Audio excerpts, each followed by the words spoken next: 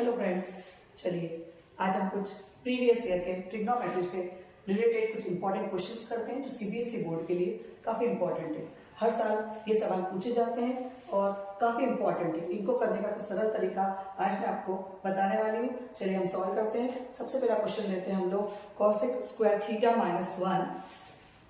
First question हम लोग ले रहे हैं cosec square theta minus 1 tan square theta. इसकी हमें वैल्यू फाइंड करना है। जब भी क्वेश्चन आता है हमको ये देखना पड़ता है कि यहाँ पर सवाल में क्या पूछा है। क्या LHS इक्वल टू RHS करना है? नहीं, इस सवाल में हमको फाइंड द वैल्यू करना है, वैल्यू फाइंड करना है। तो सबसे पहले हम जब भी इस टाइप का सवाल करते हैं हम कॉसेक को, टेन को, सेक को, कॉट को सभी को साइन और कॉस के फॉर्म में चेंज करते हैं। जब साइन और कॉस के फॉर्म में इनको चेंज करते हैं तो कॉसेक हो जाता है आपका 1/sin square theta minus 1 as it is. हम यहाँ पर tan स्क्वायर थीटा को भी एज इट इज लिख देते हैं। जब हम sin स्क्वायर और 1 का एलसीएम लेते हैं तो हमारे पास आता है sin स्क्वायर थीटा। अब हम sin स्क्वायर थीटा और 1 का जब एलसीएम लेके sin स्क्वायर थीटा को सॉल्व करते हैं, sin स्क्वायर थीटा से sin स्क्वायर थीटा का डिवाइड करते हैं तो हमारा 1 आता है। 1 का डिवाइड sin स्क्वायर थीटा में करते हैं तो आंसर का मल्टीप्लाई जब ऊपर लिखते हैं तो sin स्क्वायर थीटा आता है। tan स्क्वायर थीटा को हम चेंज करके लिख सकते हैं sin स्क्वायर थीटा अपॉन में cos स्क्वायर थीटा।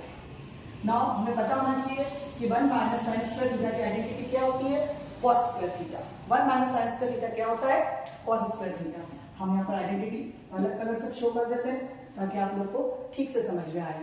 मैं यहाँ पर 1 माइनस sin स्क्वायर थीटा की आइडेंटिटी पुट कर रही हूँ, that is cos square theta. उसके नीचे हम सेम का सेम लिख रहे हैं sin स्क्वायर थीटा। उसके इंटू में क्या चल रहा है? उसके इंटू में हमने जो 10 को चेंज किया था sin स्क्वायर थीटा अपॉन में cos स्क्वायर थीटा। दोनों के बीच काय का साइन है, दोनों के बीच मल्टीप्लाई का साइन है। दैट्स व्हाई ये वाली चीज से कैंसिल हो जाएगी और ये वाली चीज से कैंसिल हो जाएगी। यहाँ पर इस प्रकार से हमारा आंसर आ जाता है 1, क्योंकि हमें यहाँ पर क्या फाइंड करना था? इसकी वैल्यू फाइंड करना थी। इस प्रकार से हम इसकी वैल्यू फाइंड कर दिए। नाउ अब हम सेकंड क्वेश्चन करते हैं।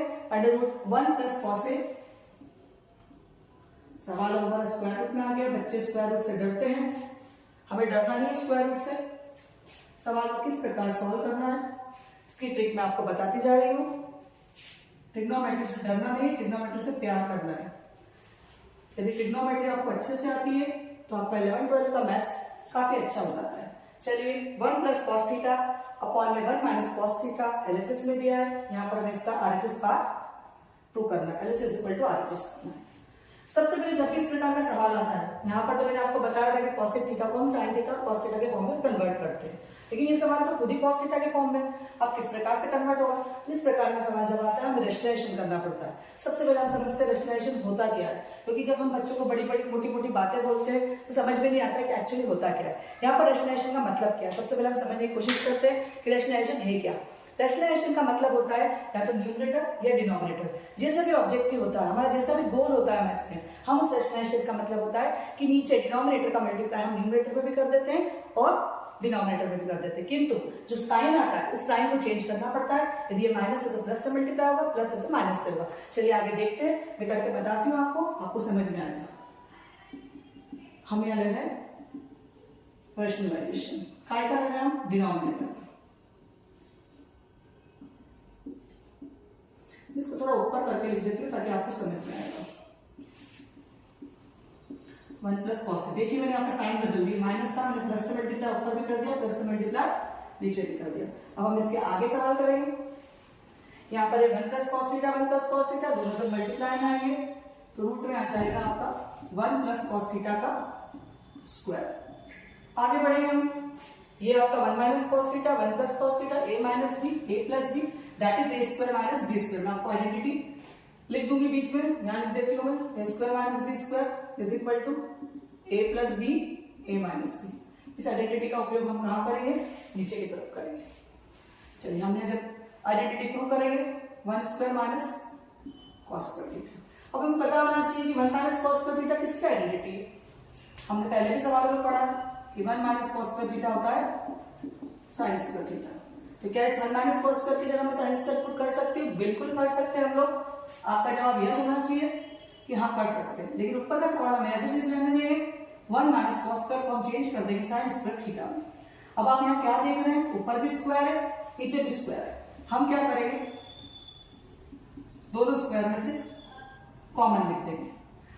यहां पर आके बच्चों का हाथ उठ जाता है, क्या करें, तो हमें इस रूट की जरूरत नहीं है, there is no need of this square root. So firstly we remove this square root, this square root change into the exponent form. अब बच्चे समझते नहीं कि एक्सपोनेंट फॉर्म होता क्या है। स्क्वायर रूट को पावर के फॉर्म में चेंज करने को हम बोलते हैं एक्सपोनेंट फॉर्म।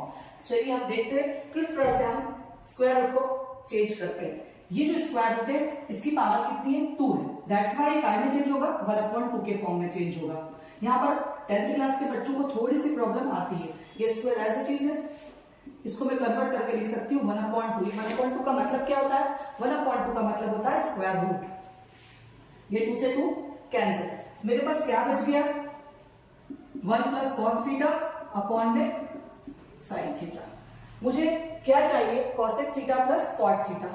ये साइन इसका भी है, ये साइन इसका भी है, मैंने साइन को ब्रेक कर लिया, इसके नीचे भी लिख दिया, इसके नीचे भी लिख दिया, तो कॉस थीटा अपॉन में साइन थीटा। जरा बताइए तो 1 अपॉन साइन थीटा किसकी आइडेंटिटी है, 1 अपॉन साइन थीटा आइडेंटिटी होती है कॉसेक थीटा की, और cos theta upon sine theta किसकी आइडेंटिटी होती है, कॉट थीटा की। आपको पता होना चाहिए जब भी आप ट्रिग्नोमेट्री करें सबसे पहले आप फॉर्मूला याद करें, पूरी ट्रिग्नोमेट्री फॉर्मूला बेस होती है, that's why 1 upon sine theta को हम लिख सकते हैं cosec theta plus cot theta. हमारा LHS is equal to RHS complete हुआ। आपको समझ में आ गया होगा। यदि आपको कोई भी सवाल में कोई प्रॉब्लम आ रही है तो अपने कमेंट बॉक्स में आप मुझे क्वेश्चन करके पूछ सकते हैं, मैं तुरंत आपका रिस्पॉन्ड कर दूंगी। चलिए देख लीजिए आप लोग, आपको लगता है तो स्क्रीनशॉट लेके रख लीजिए, मेरे चैनल को सब्सक्राइब कर दीजिए। सब्सक्रिप्शन पे आपको नोटिफिकेशन मिलेंगे, मैं ट्रिग्नोमेट्री के पढ़ाऊंगी, RD शर्मा, RS अग्रवाल, इन सबके सभी इंपॉर्टेंट क्वेश्चन बताऊंगी और उनको करने का तरीका बताऊंगी।